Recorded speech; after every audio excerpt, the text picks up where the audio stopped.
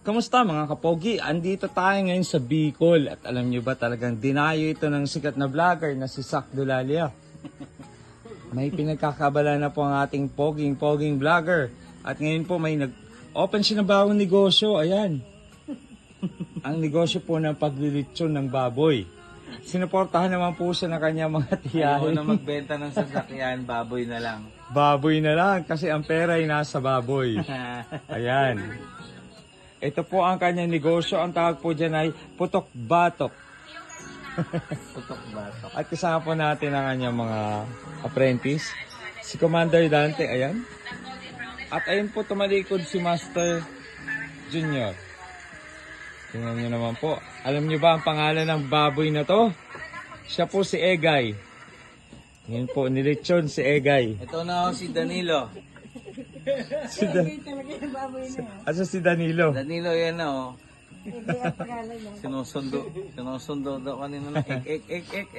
Nakakita po natin may kahawig po ang ating litsonero. Sa Mukha, ito po yung nagtitinda ng ensimada. Interviewin po natin.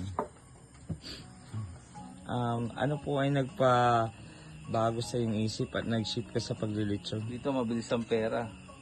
Sa sasakyan matagal. Pero ano po ba ang mas mahirap? Ang mag-drive ng litsyon o mag-drive ng sasakyan?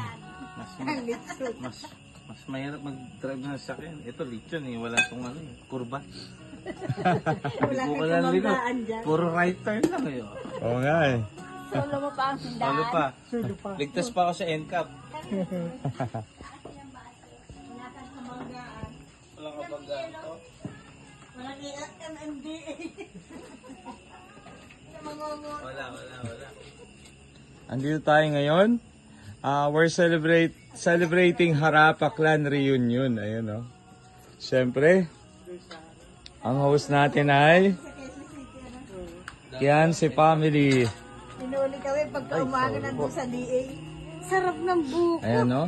Sabi ko, di kita palilibre, sir. Pinuli mo kami kagabi. Kayo ba yun? Kayo ba yun?